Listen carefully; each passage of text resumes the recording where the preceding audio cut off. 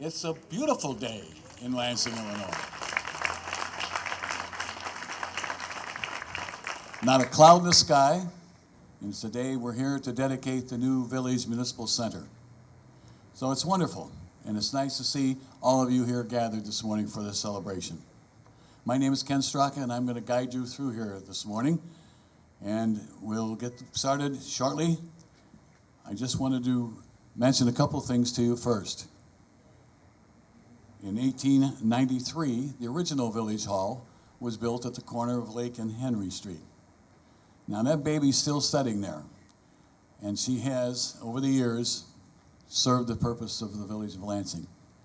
The meetings were held upstairs, there was a jail downstairs, there was a building department downstairs, there was a public works department, Chamber of Commerce, and of course Fire Station 1. It's been put to rest now, and after the last 20 or so years, the meetings were held over at 180-200 Chicago Avenue at the corner of Ridge and Henry. So now, another page in history. We start today fresh at this place. You know, there's also some history with this property. A one-time mayor by the name of Van Steenberg was living in the house that was built on this piece of property. In fact, during the Lansing Centennial year, there was a model built of that house, a replica, that was used as a fundraiser and raffled off. He was a mayor that served for 34 years, not all the way through. He was in and out, but 34 years total. So I guess at that time there was no such thing as term limits, because he just guided us along the way and brought us along to where we are today. And now, the Lansing Fire Department Honor Guard will present the colors.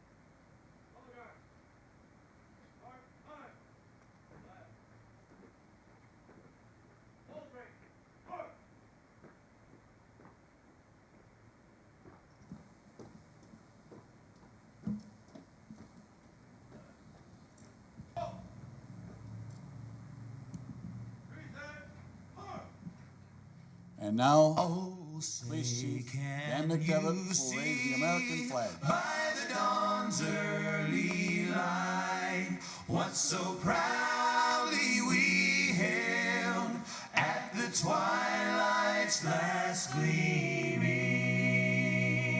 whose broad stripes and bright stars through the perilous fight o'er the ramparts we watched were so gallantly streaming, and the rocket's red glare, the bombs bursting in air, gave proof through the night that our flag was still there. Oh, say does that star-spangled banner yet wave o'er the land of the free and the home of the brave.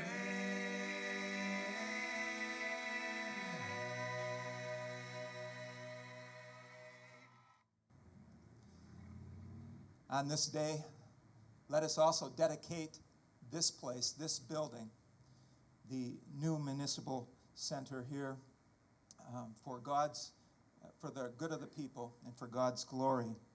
And so this building we dedicate, O Lord, and we ask, Father, that you would bless all that takes place in this building and all who work here. May you, O Lord, be honored in this place, in all the meetings, Lord, in all the decisions that are made. We pray, O Lord, that the work that is done here will be done with integrity and humility. May this building be dedicated to and used for the good of the people and the glory of your name. May the new Lansing Municipal Center be a place for leadership and service to Lansing residents. And we ask, Lord, that your face would shine upon this place today and in the years to come. Amen. I'll now ask our Fire Chief, Dan Gavarga, to raise the flag of the state of Illinois.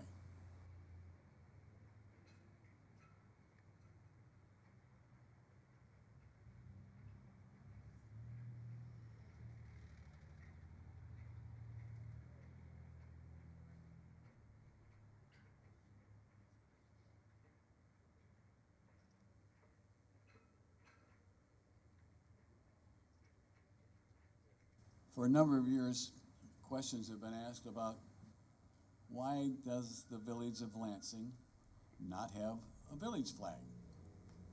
Well, we do have one now, and to tell you about how it became a reality is Patty Idem, the president of the Lansing Historical Society. Patty?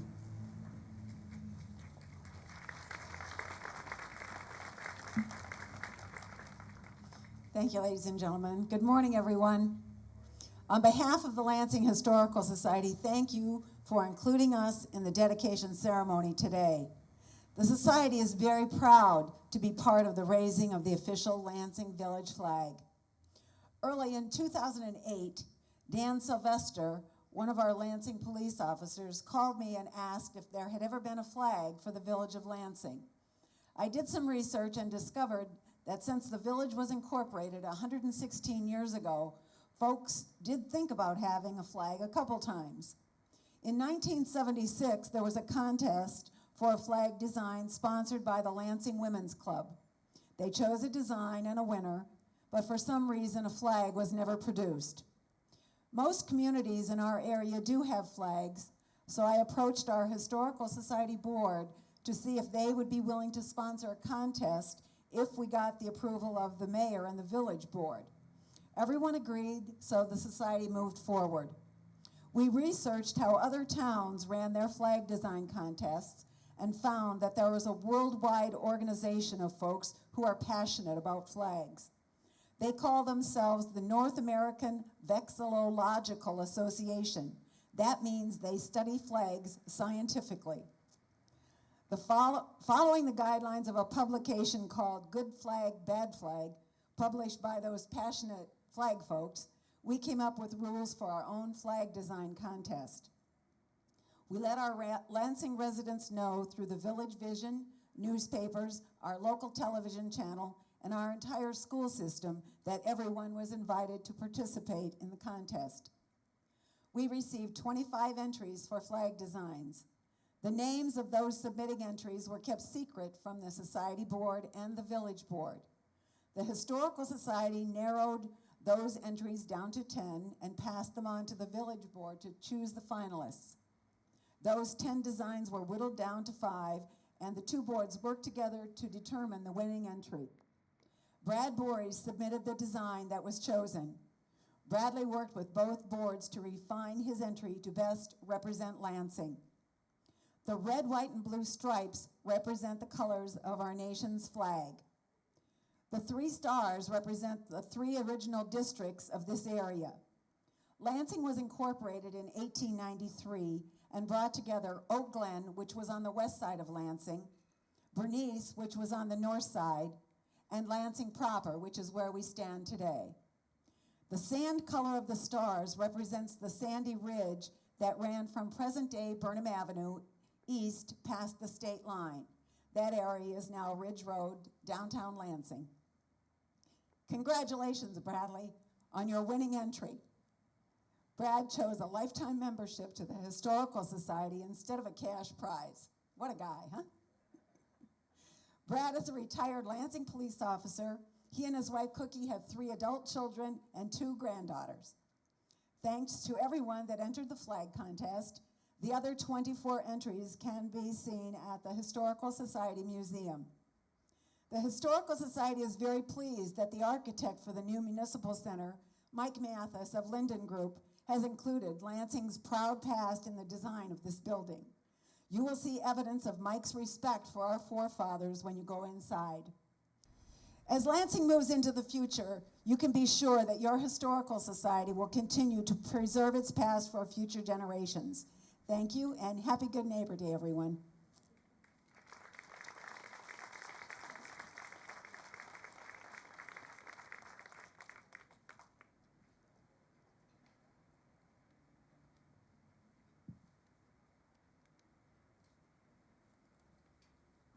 Now it's my pleasure to introduce our village president, the mayor of the village of Lansing, Mayor Dan Podgorski. Mayor.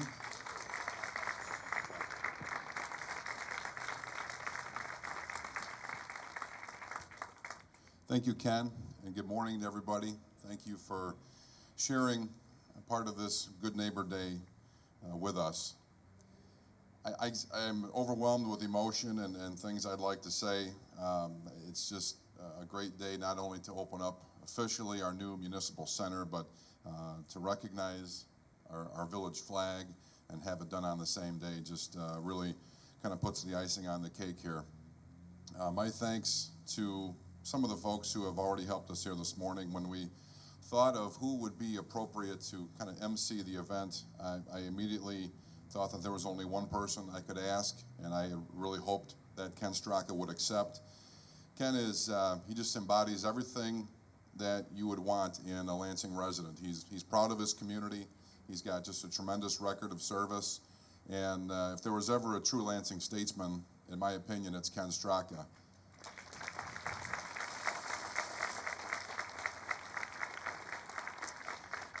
I've said many times over the years, Ken served as the building commissioner for a long time, but I've said many times in my 8 years as mayor that if I ever got a call from any part of this great country to send someone from our village to represent us in any way, shape, or form about any topic, my first call would go to Ken Straka. And again, my thanks to him for being here today and running this event for us. Also, my thanks to the Lansing Fire Department Honor Guard for their wonderful presentation and posting of colors. To Andy Nearpass from Grace Reformed Church, who heads the Lansing Ministerial Association. We've got a wonderful relationship in this village with our pastors, priests, and ministers. Andy has been in charge of the Ministerial Association most recently.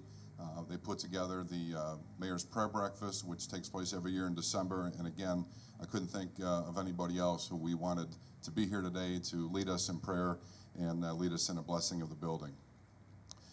I would like to introduce formally your Village of Lansing elected officials that are here with us this morning.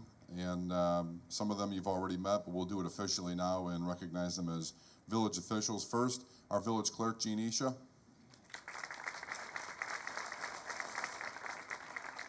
Standing behind me and helping me hold up the mock dedication plaque is trustee and mayor-elect Norm Abbott. To my right is trustee Tony DeLaurentis. Also trustee and your clerk-elect, Patty Item. To her right is trustee Nancy Lucas. And next, trustee Dawn Myers. To say that we had outgrown the old village clerk's office would be somewhat of an understatement. Anybody who has been in that building in recent years knows that it was woefully inadequate to serve our staff, our residents, and our village. There was, to say the least, very little meeting space.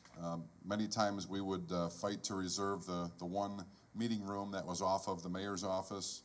There was a woeful lack of security. I think we had about a half-inch waist-high door that separated the counter, the residents that would come in from behind the front counter. There was to say there was a lack of privacy would also be an understatement. Functions such as payroll and financial accounting were within earshot and eyeshot of people who would walk in at the front counter. And the separation of duties with the building department was always a big issue. In Lansing, what we've had before is you would apply, if you were going to build a fence or a pool in your backyard, you had to go to the building department, which was at Lake and Henry, where the old Village Hall, original one, used to be. You would apply for your permit there, but you'd have to come to the VCO at Ridge in Chicago to pick it up and pay for it.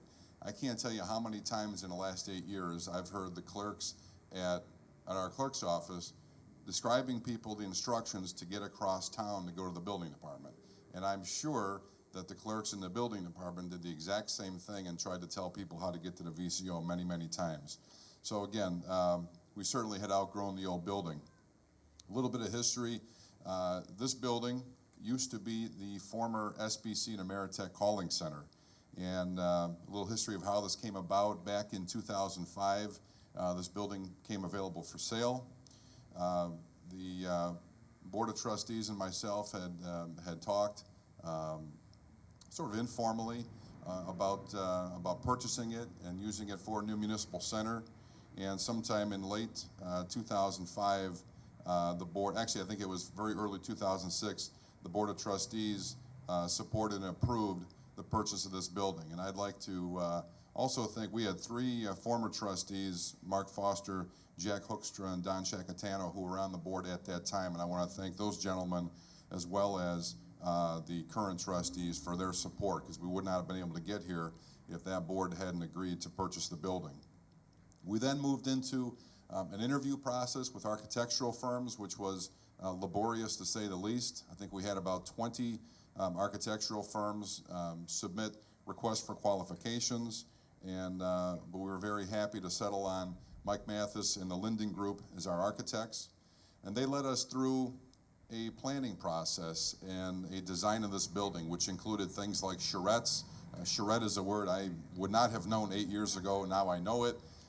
Basically, it's a formal way of saying we're going to sit down and map out a bunch of sketches and get everyone's ideas, and we're going to redo it about 10 or 20 times. But they led us through that charrette process and drafts and redrafts of this proposed building.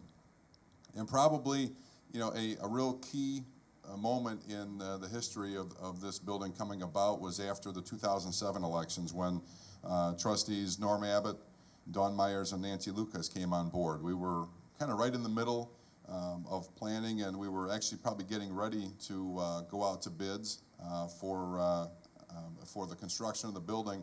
But we needed to bring these three new village officials into the process and make sure they were comfortable with it. And those three individuals worked extremely hard in a very short amount of time to familiarize themselves with our plans. And we came together as a board on the financing, and in my opinion, we've saved the village probably $3 to $4 million compared to what a brand new building would have cost. So to those three individuals, Norm and Dawn and Nancy, it was very critical that they supported, and I thank them for not only getting up to speed very quickly, but being huge supporters of the project. Of course, we went through the bidding process, the rebidding process, and most recently, of course, we sat down to pack and begin moving, and that was an ordeal, to say the least. The things that we found in that old building down the street, I can't begin to tell you, but I will say this. We had the Lansing's first mayor back in 1893 was J.B. McDonald. And actually, we don't have a picture of Mayor McDonald.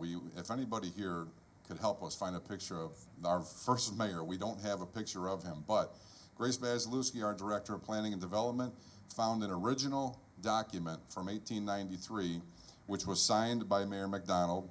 And I know I took great pleasure in at least touching that document for about 10 seconds, and then she said I had to let go of it because we were bringing it over to the Historical Society for its preservation. So the moving process was quite interesting and revealing. And we settled in on, ironically, here on Tuesday, April 7th, Election Day. And it's been about almost 4 weeks since we've been open, and we're working through the kinks and ironing out trying to figure out a new phone system and figure out who needs an access card to get in what doors and all those good things that come with moving into a new building. But this municipal center is, you know, to say the least, such an improvement, and it's going to be a great asset for this village of Lansing for so many years to come. Some of the features that you'll see today when you go inside, it features a community meeting room, which is right here at the corner. And community groups are going to be able to reserve its space and use it for their own meetings. There's a merging of services that I mentioned before with the building department. You can now come to one place for your permits, the application and picking them up. To have the building commissioner and planning and development functions together creates a synergy that was missing before. We need those officials to be together when developers come here and want to build in our town. To have those key officials together creates much greater efficiencies.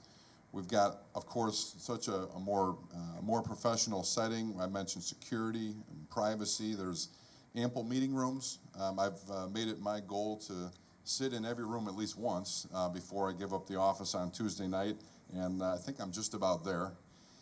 There's, of course, new technology, a new phone system. We're working on building a network that will connect all of our departments. You're going to love the lobby when you come in. I think the lobby itself is bigger than the entire office space that we had at the old VCO. And one of the things I hope you'll take note of is the display cases, the trophy display cases that are on either side of the doors when you go in. And that was something that we really had wanted to create so that organizations and service clubs in this town that win awards and trophies and plaques, instead of those trophies sitting in the back of someone's car or trunk or basement, they can bring them here now for display.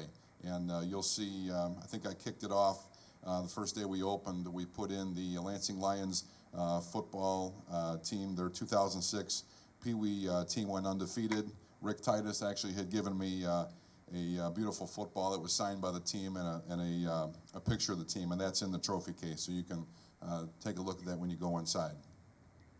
I guess what all this means is you know, we're sort of putting the finishing touch on a multitude of capital improvements in this village the past 8 years, and I'm not just referring to the village of Lansing municipal government. There has been many improvements made in this village by all taxing bodies, and it's been just a great revitalization of our great town. Just to mention a few other things, you know, the village working together with the Park District and acquiring the old Conrail rail line and converting it to a bike and walk path. School District 215's renovation of the high school, the Park District's renovation of the Eisenhower Center, School District 158's renovation of Coolidge and Memorial, together with this renovation of a brand new municipal center. In my opinion, it just indicates that Lansing, it's a village and a community that's prepared to meet the challenges of the future and ready to provide the services that the residents of this great community need.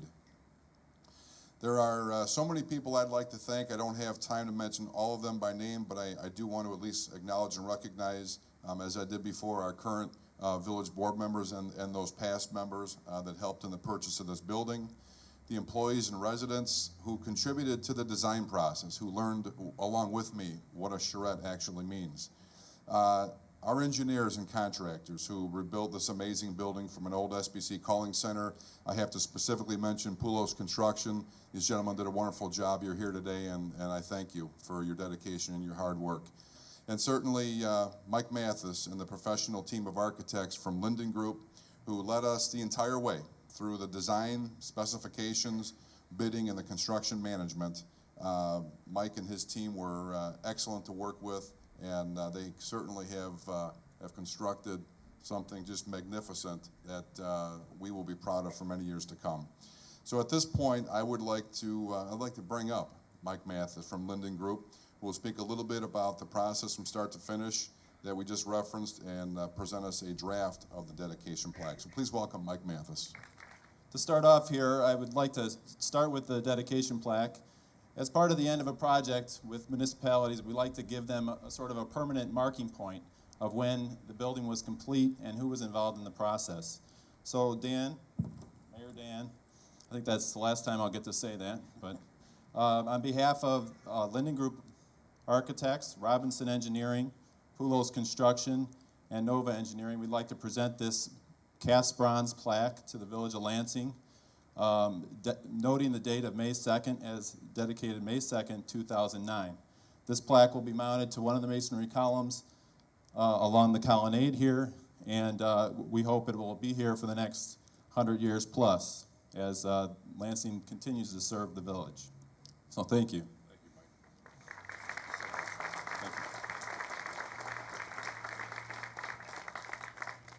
Mike. I think I'd like to start just by noting two people, elected officials, that were a major contribution to this project and really made the process easier for us. Of course, Mayor Dan Podorski and Trustee Tony De Laurentiis. Tony and Mayor Dan introduced us many times at many board meetings, and were always very nice and gave us good advertisement and sold our services. So I appreciate that, and I'm very happy that they hopefully are happy with the new building. A few staff people that went above and beyond contributing to the project, I'd also like to mention Village Planner Grace Bazulski, IT Director Tom Seymour, and Building Commissioner Jeff Zupan. These three individuals, from start to finish, were involved in the design of this building probably every single day. Now, Dan was there just for the big meetings, but these guys were the ones that were there every day, giving us the input we needed, making sure that staff's needs were heard. In spring of 2006, Linden Group was hired to lead the development of this project. And we started off with, Dan mentioned this Surratt process, and we pulled together all the stakeholders and we asked them what this building should be about. And the two things that really went home with us was that Lansing was a town built on history and dedicated to our future. We have inscribed these words on the walls inside the building. As Patty mentioned, we have a beautiful collection of historic photos from her that is presented along the center corridor. And on the opposite side of the history is the dedicated to our future, where we hope to kind of petition the public and Village Clerk-elect Patty to collect new photos of Lansing and have them presented the same way the historical photos are presented. So please look those over and read the brochure that talks about the meaning of each picture. Next, I'd like to just recognize a few people as part of the design team and professionals that were involved. Just quickly, Jeff Pintar from Robinson Engineering, Jeff Sherland and Mike Zuccarelli from Nova Engineering, a proud Village of Lansing business. From Linden Group, Tim Hayes, Stacy Burris, and Jose Magan. And from Poulos Construction, Tim Curtin, Craig Kinzel, and Glenn Kruger, all people that really probably have part of their heart in this building for sure. I'd like to close by saying it's been an honor for us to have the opportunity to work with this great community. We'd like to greatly thank all those involved in the development and construction of the new Village of Lansing Municipal Center. One last thing, I've been back in Illinois to work with my father, Bill Mathis, for 6 years now, and we've sort of commandeered doing these municipal projects, and it seems like every municipal project I do, I want to live in that village after I do it. So it started with Centennial Park in Munster, and I fell in love so much with Munster that my second child, Sullivan, he was born at Community Hospital Munster. So now here I am at this dedication, and I find myself saying, I really would like to live in the Village of Lansing. And that really is because of all the people here and the great history that I've seen and the great elected officials and the great staff. So thank you very much.